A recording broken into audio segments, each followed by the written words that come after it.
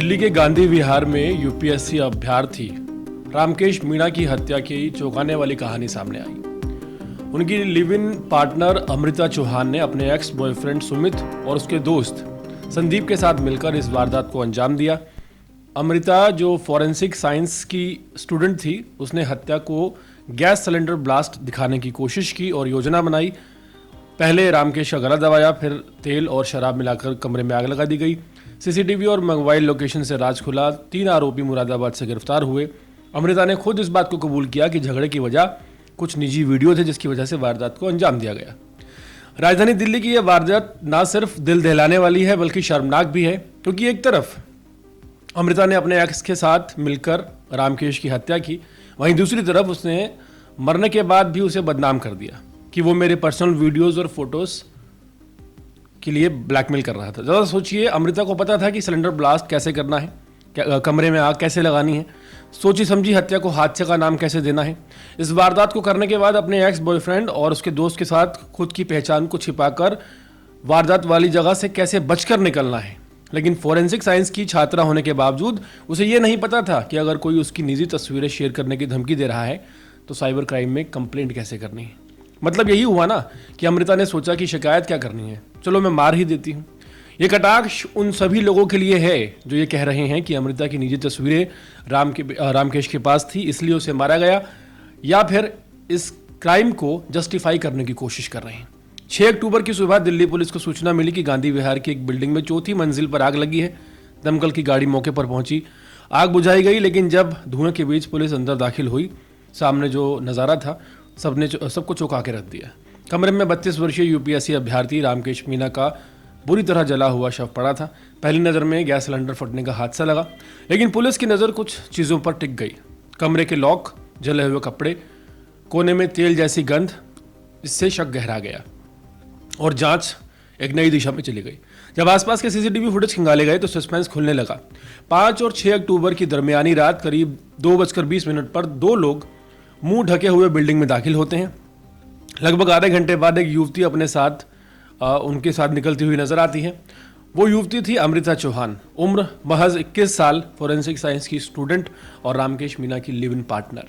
अमृता सिर्फ अपराध की पढ़ाई नहीं करती थी, बल्कि क्राइम थ्रिलर सीरीज देखकर अपराध के तरीके भी सीखती थी। उसी ज्ञान का इस्तेमाल उसने अपने प्रेमी को उसकी हत्या को दुर्घटना दिखाने के लिए किया। अमृता के कॉल रिकॉर्ड और मोबाइल लोकेशन ने पुलिस का शक पक्का कर दिया। जांच बढ़ी और 18 अक्टूबर को पुलिस ने अमृता चौहान को मुरादाबाद से गिरफ्तार कर लिया। पुलिस की पूछताछ में अमृता ने बताया कि रामकेश ने उसके कुछ निजी वीडियोस और फोटो सेव कर रखे थे और उन्हें डिलीट करने से मना कर रहा था। इस बात पर दोनों के बीच झगड़ा हुआ। अमृता ने यह बात अपने एक्स बॉयफ्रेंड सुमित कश्यप को बताई। सुमित, जो कि एलपीजी सिलेंडर डिस्ट्रीब्यूटर था, उसने गुस्से में कहा कि अब इस खेल को ख़त्म करना होगा। दोनों ने संदीप कुमार नाम के दोस्त को साथ ले लिया, जो कि एसएससी की तैयारी कर रहा था और हत्या की योजना बना डाल रहा था। 5 अक्टूबर की रात तीनों गांधी विहार पहुंचे। अमृता ने दरवाज़ा खोला। रामकेश सो रहा था।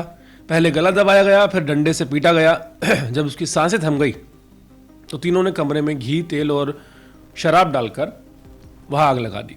सुमित ने सिलेंडर का नॉब खोला ताकि विस्फोट हो जाए और सबूत जल जाए। अमृता ने दरवाज़ा अंदर से लॉक कर दिया और बाहर से जाली लगा दी ताकि एक हादसा लगे। करीब 1 घंटे बाद सिलेंडर फटा। आग ने सब कुछ जला डाला, सिवाय उन निशानों के जिन्हें पुलिस ने ढूंढ निकाला। 21 अक्टूबर को सुमित और 23 अक्टूबर को संदीप भी मुरादाबाद से गिरफ्तार कर लिए गए। पुलिस ने एक हार्ड डिस्क, मोबाइल फ़ोन और मृतक की जली हुई टी-शर्ट बरामद की। अब तीनों सलाखों के पीछे हैं, लेकिन जो कहानी बुनी गई वो दिल्ली के अपराध इतिहास में एक नई सिरहन छोड़ गई। ये मामला सिर्फ एक हत्या का नहीं, बल्कि ये भी सवाल खड़ा करता है कि कितनी आसानी से रिश्ते अब हिंसा में बदल रहे हैं। प्यार में धोखा, जलन, निजी महत्वाकांक्षा आज इंसान को अपराधी बना रही है। सोचिए, एक पढ़ी लिखी युवती ने अपनी शिक्षा का उपयोग इंसानियत की सेवा के बजाय एक जान लेने के लिए किया। ये समाज के लिए चेतावनी है, खासकर पुरुषों के लिए, और यह भी याद दिलाता है कि हिंसा किसी एक जेंडर तक सीमित नहीं है। आज पुरुष भी शिकार बन रहे हैं। कभी कभी किसी का अतीत, उसका व्यवहार और उसका स्वभाव हमें भविष्य का संकेत देता है, लेकिन हम प्यार में अंधे होकर उसे अनदेखा कर देते हैं। जिस तरह से अमृता ने इस वारदात को रचा, और सबसे ज़्यादा हैरानी की बात यह है जिस तरह से अमृता ने साजिश रचने के बाद भी वारदात को अपना एक एक्स्ट्रा अफेयर नहीं बताया, बल्कि ये कहा कि उसे ब्लैकमेल किया जा रहा था। अब सोचने वाली बात यह है कि वो युवती जिसकी उम्र 21 साल है, वो ये जानती है कि सिलेंडर किस तरह से ब्लास्ट करना है कि वो उनके जाने के बाद फटे और किस तरह से सबूत मिटाने हैं, लेकिन वो ये नहीं जानती कि कंप्लेंट कैसे करनी है अगर उसकी कोई तस्वीर किसी शख्स के पास है। पूरे मामले पर क्या राय है, कमेंट सेक्शन में जरूर बताएगा।